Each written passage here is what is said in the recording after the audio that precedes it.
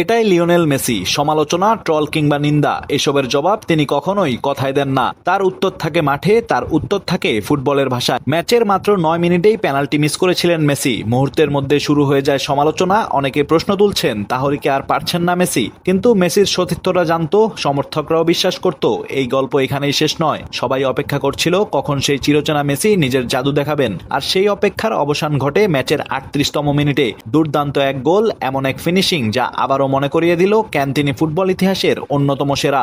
শুধু আর্জেন্টিনাকেই এগিয়ে দেননি, এই গোলের মাধ্যমে গড়েছেন নতুন ইতিহাসও। ফিফা বিশ্বকাপের মঞ্চে নিজের গোল সংখ্যা নিয়ে গেছেন 17তে, হয়ে গেছেন বিশ্বকাপ ইতিহাসের একক সর্বোচ্চ গোলদাতা। তবে এই গল্প শুধু একটি গোলের নয়, এই গল্প ঘুরে দাঁড়ানোর, এই গল্প বিশ্বাসের, এই গল্প একজন কিংবদন্তির।